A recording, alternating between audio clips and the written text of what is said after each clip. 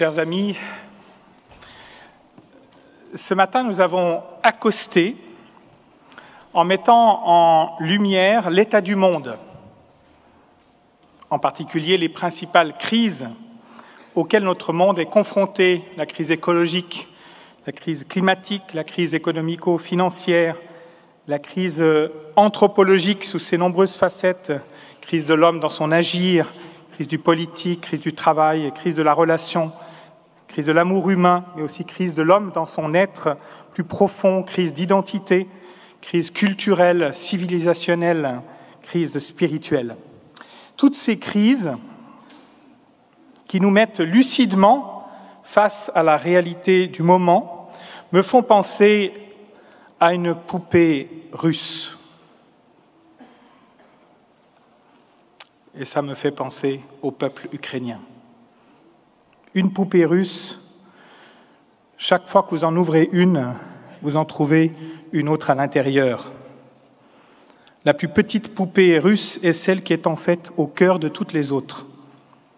Cette poupée-là, cette crise-là, qui est donc au cœur de toutes les crises, c'est, me semble-t-il, la crise spirituelle.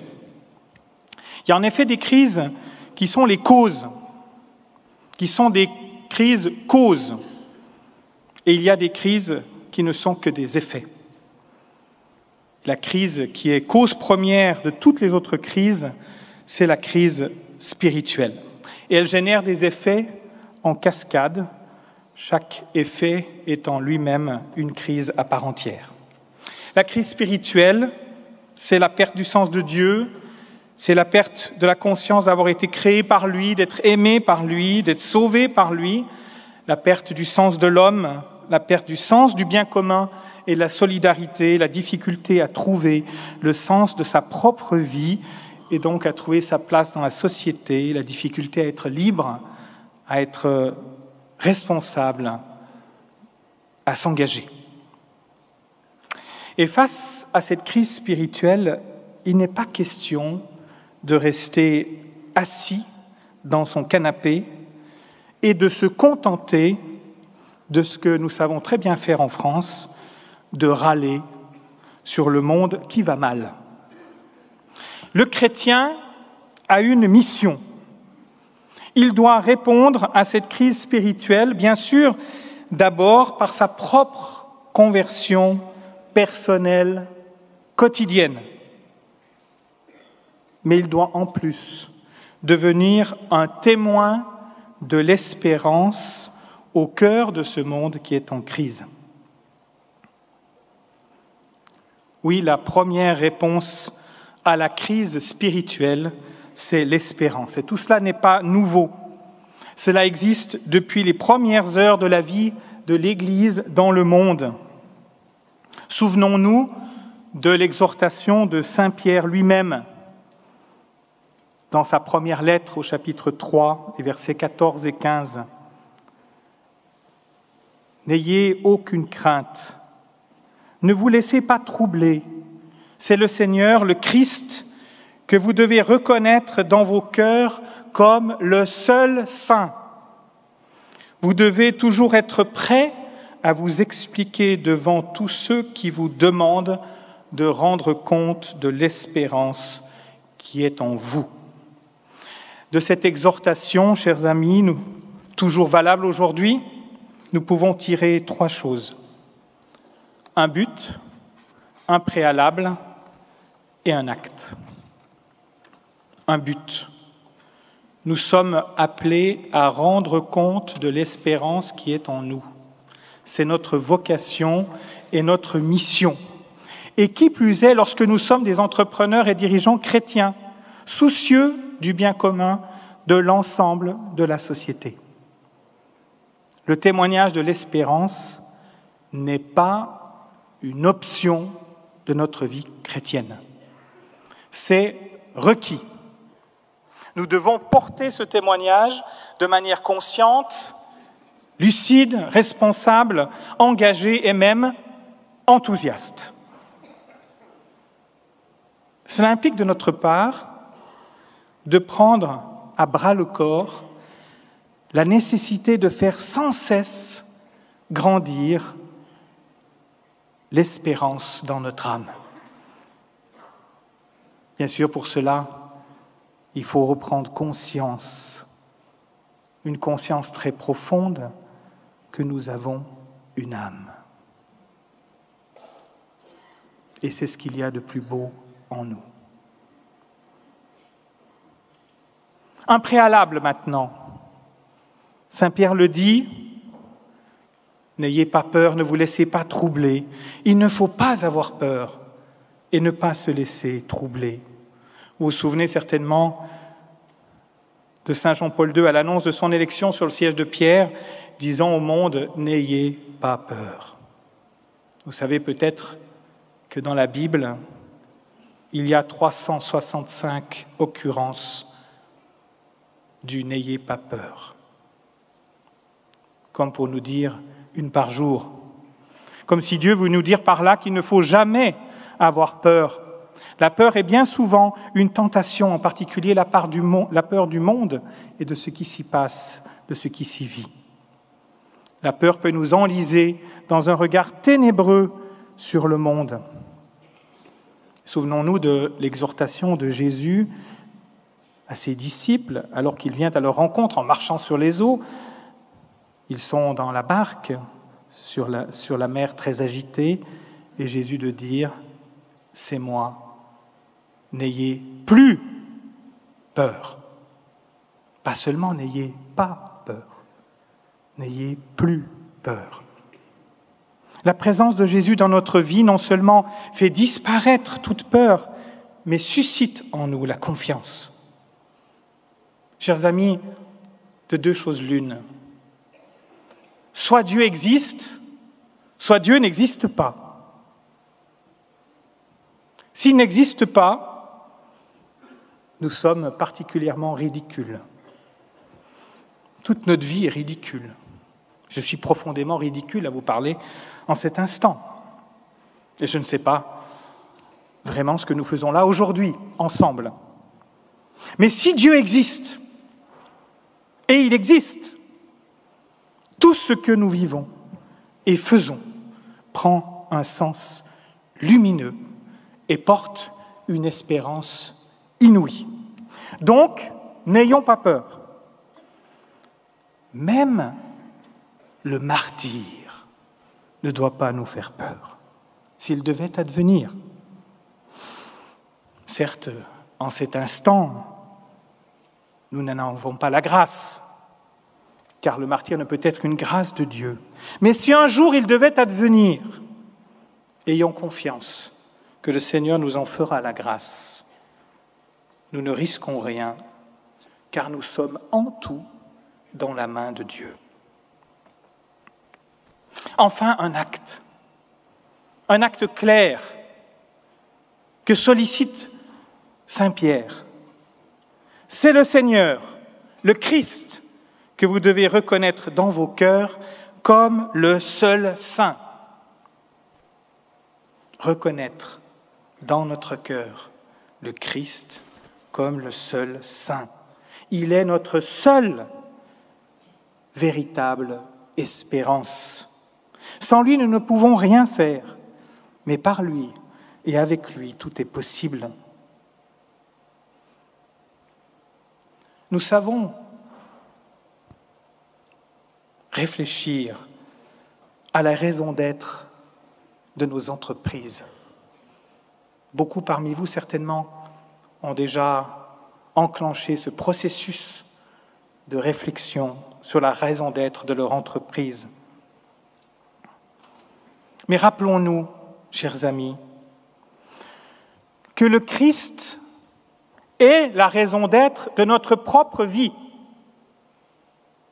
C'est lui la première raison d'être de notre vie, avant toutes les autres qui animent notre vie, ces dernières n'étant pertinentes que si elles en découlent. Alors, qu'est-ce que l'espérance ? En résumant à l'extrême, on peut dire que le principe de l'espérance, c'est Dieu. que le but de l'espérance, c'est encore Dieu. Et l'objet de l'espérance, c'est encore Dieu. Oui, le principe de l'espérance, c'est Dieu dans sa toute-puissance qui se fait secourable. Souvenons-nous de cette belle parole d'Isaïe. « Ne crains pas, Jacob, pauvre larve, Israël, chétif vermisseau, moi, ton Dieu, je viens à ton secours. » Nous pouvons nous mettre à la place de Jacob, d'Israël. Ne crains pas, Pascal André, pauvre larve. Pascal André, chétif vermisseau, moi je viens, ton Dieu, à ton secours. Je vous ai porté sur mes ailes d'aigle et je vous ai conduit vers moi, dit le livre de l'Exode.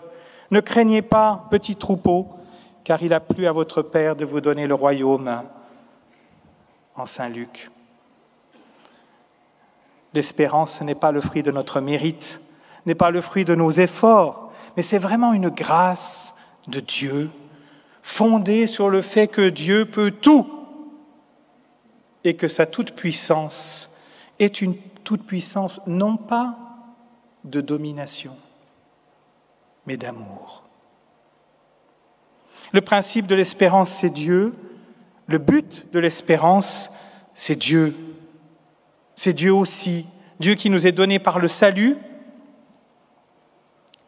ce salut qui est participation définitive et plénière à la vie divine trinitaire.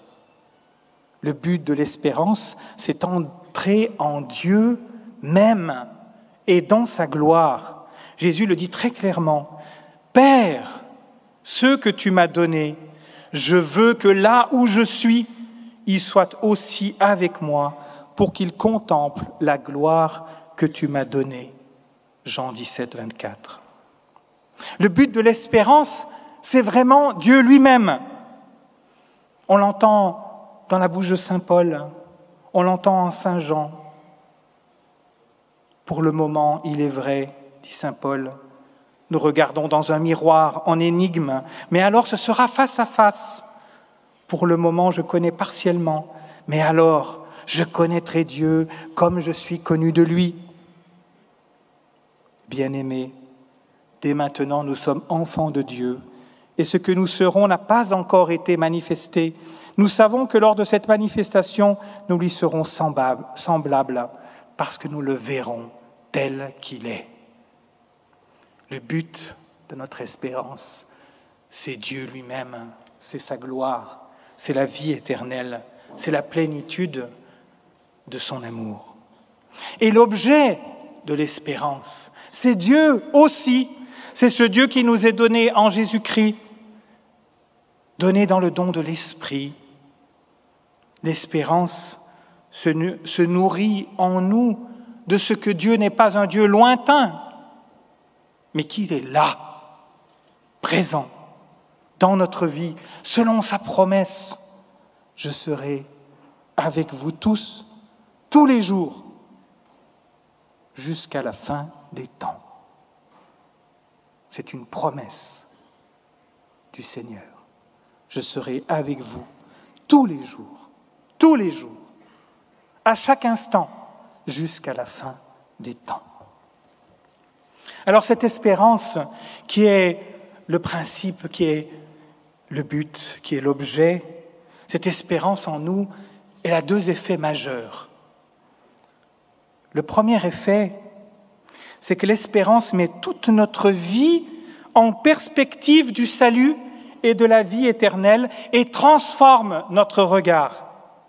Notre regard devient un regard eschatologique, c'est-à-dire un regard qui voit jusqu'au bout, jusqu'aux fins dernières, jusqu'aux fins ultimes de notre vie, qui est la vie éternelle. Et ce regard va nous faire tenir compte de la vie éternelle. Oui, l'espérance apporte ce regard eschatologique qui met tout en perspective. Toute notre vie est mise en perspective. Ça fait aussi apparaître chaque chose dans sa vraie nature, dans sa vraie valeur. Ça met de l'ordre dans notre vie. Nous voyons ce qui est important et ce qui ne l'est pas. Ça nous aide à mettre les priorités, à savoir ce qui est essentiel en vue de la vie éternelle et de savoir discerner ce qui ne l'est pas et qui encombre tellement nos vies et qui, bien souvent, est un obstacle à la vie éternelle et en amont à l'espérance. Deuxième effet majeur de l'espérance, c'est que l'espérance nous rajeunit et nous renouvelle sans cesse. Chaque fois que nous sommes dans l'espérance, donc que nous mettons notre vie dans la perspective de l'éternité, nous sommes jeunes, même très jeunes, car nous voyons que notre vie ici-bas est très courte par rapport à l'éternité. Notre vie sur la terre n'est que le noviciat du ciel. Noviciat où nous apprenons simplement à aimer pour nous préparer à vivre éternellement dans la plénitude de l'amour de Dieu. Même lorsque notre vie touche à sa fin, face à l'éternité, nous restons jeunes. Parce que l'éternité, elle est devant nous. Saint Paul nous confirme cela de manière très claire, dans une phrase puissante. Même si notre homme extérieur s'en va en ruine, notre homme intérieur se renouvelle de jour en jour. On fait cette expérience en accompagnant un agonisant. Vous savez, un agonisant, la mort est là. Elle va survenir dans quelques instants. Il n'y a plus d'espoir humain.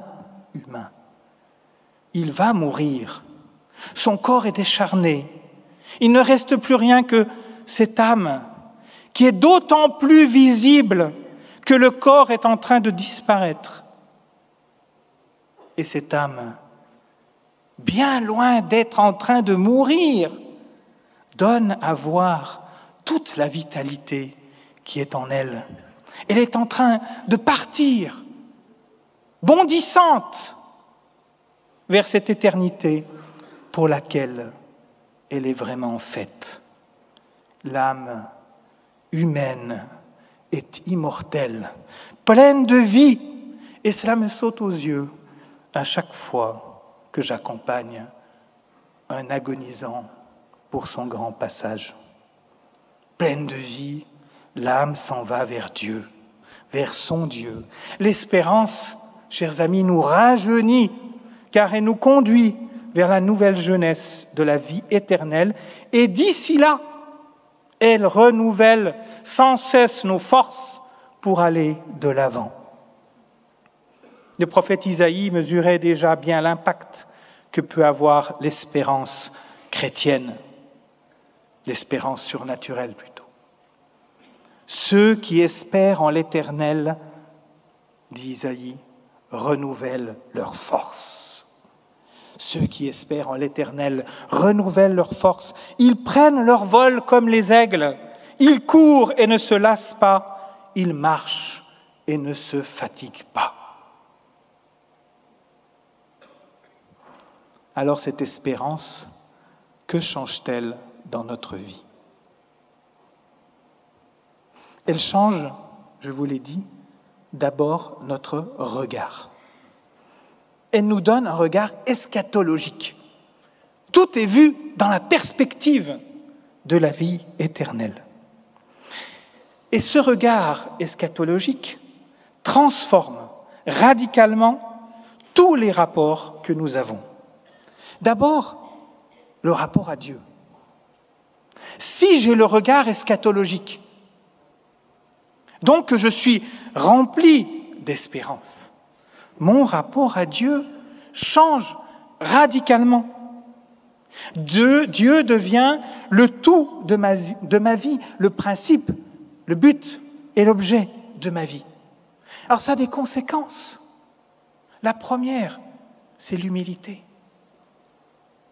Je reconnais que je suis petit devant ce grand, très grand Dieu.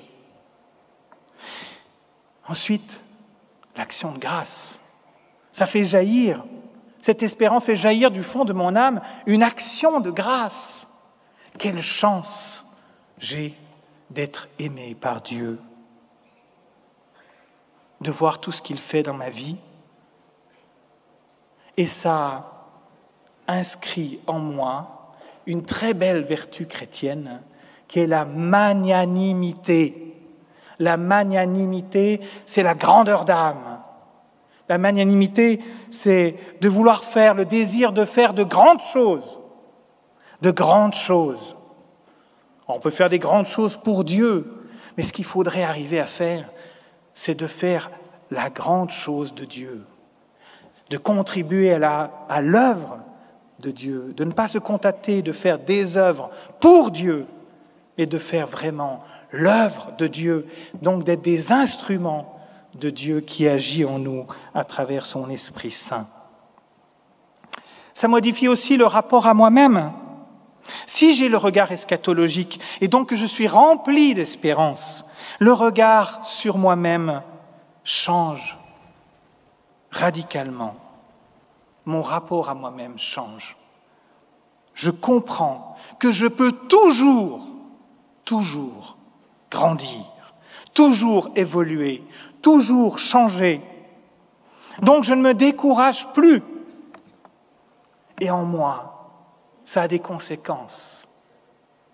La force, la patience devant mes faiblesses, la persévérance, parce que je sais que Dieu est là.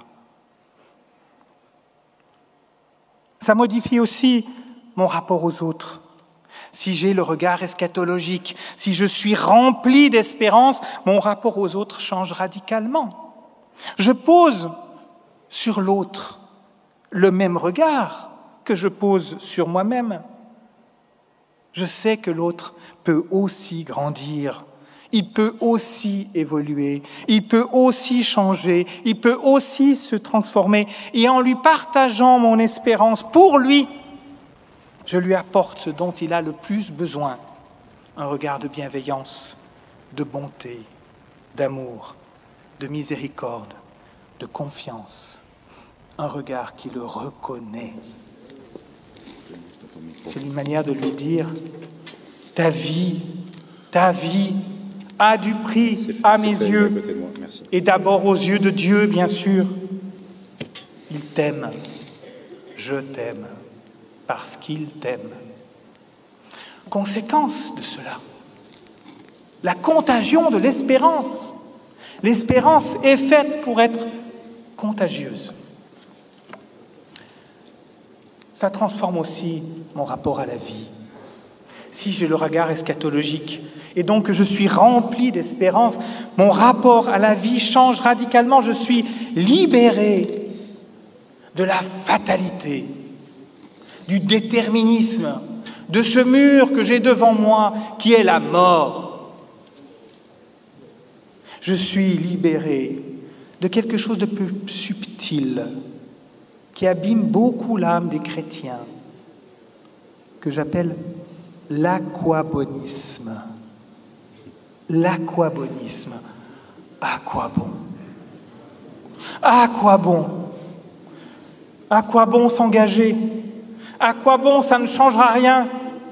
Le monde crève de l'aquabonisme. Oui, si j'ai l'espérance, elle tue l'aquabonisme. Ça change aussi mon rapport à la mort. Si j'ai le regard eschatologique et donc que je suis rempli d'espérance, mon rapport à la mort change radicalement. Je n'ai plus peur de la mort. Je la vois comme un passage vers la vie éternelle. Bien sûr, je peux craindre le moment de la mort, bien sûr, je peux craindre la souffrance, c'est normal. Mais je vois la mort comme un passage vers la vie éternelle, car je suis déjà connecté à la vie éternelle. La vie éternelle, elle est déjà commencée sur cette terre. Notre âme est immortelle. Et je crois en la résurrection des corps et pas en la réincarnation. Pitié, soyons chrétiens.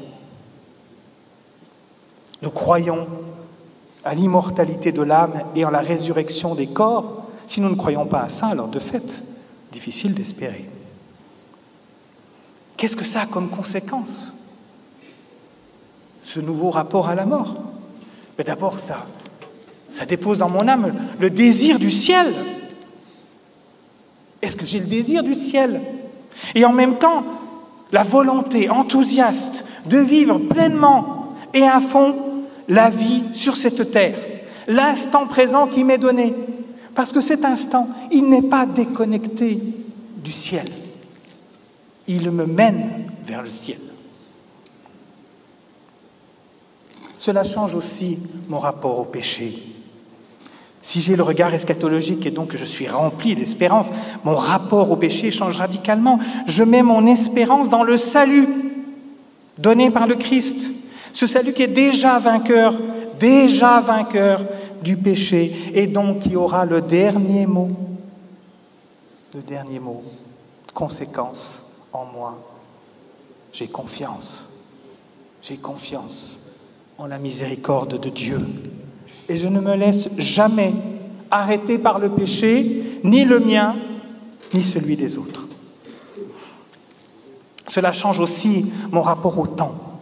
Si j'ai le regard eschatologique, que je suis rempli d'espérance, mon rapport au temps change radicalement.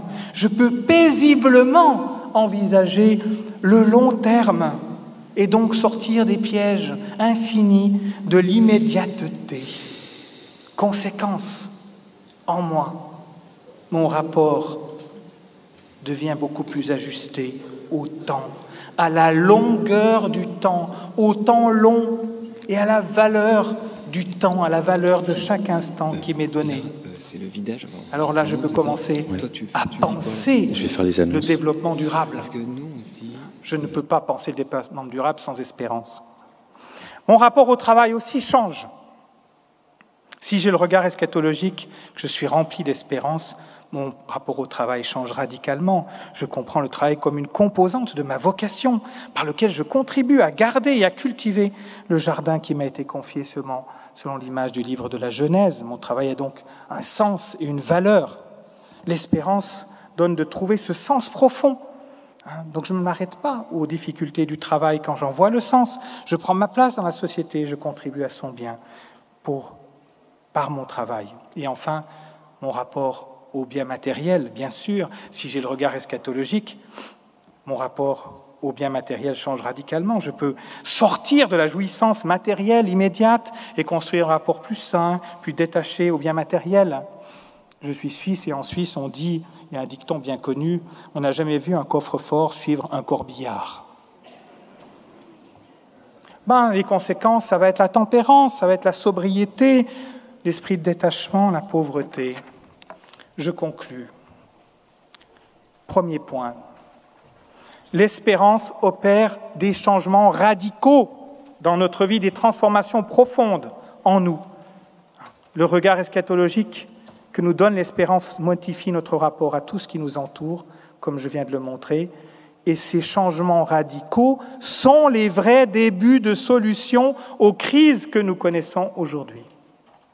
Il nous faut donc vivre de cette espérance, c'est la deuxième chose. Il faut la garder vivante. Et cela passe par la centralité du Christ dans notre vie. Le Christ est présent en nous, le Christ est vivant en nous, le Christ parle en nous par son évangile, le Christ est agissant en nous par sa grâce. Il est même souffrant, il est même mourant et même ressuscitant en nous. Cette union au Christ est constitutive de notre espérance. Comme le rappelle saint Paul, le Christ en vous, c'est l'espérance de la gloire. Le Christ en nous, c'est là que se joue et se fortifie notre espérance. Il faut aussi savoir rendre compte de l'espérance autour de nous. Le témoignage de l'espérance est celui dont notre monde contemporain a le plus besoin. Et Dieu attend de nous que nous en soyons les témoins. C'est une urgence. Tout entrepreneur ou dirigeant chrétien a des objectifs financiers, économiques, humains à tenir. Un entrepreneur et dirigeant chrétien a en plus comme objectif premier la vie éternelle, le ciel, la plénitude de l'amour en Dieu, le salut pour tous. Tout entrepreneur ou dirigeant chrétien, ou tout entrepreneur et dirigeant porte en premier lieu les espérances, ou les espoirs de son entreprise plutôt.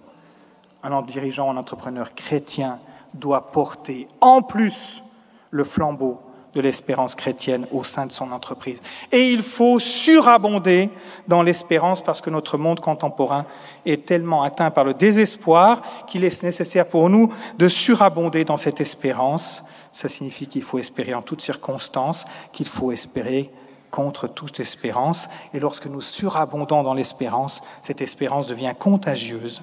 Notre monde a besoin de cette forte contagion d'espérance, à nous d'en être les propagateurs. Saint Paul priait Dieu en son temps pour que l'espérance surabonde dans le cœur des chrétiens de Rome. Il disait que le Dieu de l'espérance vous donne en plénitude dans votre acte de foi la joie et la paix, afin que l'espérance surabonde en vous par la vertu de l'Esprit Saint. Oui, demandons cela au Seigneur, que le Dieu de l'espérance nous donne, à nous tous, chers amis, en plénitude, dans notre acte de foi, la joie et la paix, afin que l'espérance surabonde en nous par la vertu de l'Esprit Saint. Embarquons avec le Christ et faisons-lui confiance. Il est le maître du temps et de l'histoire. Il est le maître et Seigneur de nos vies. Merci de votre attention.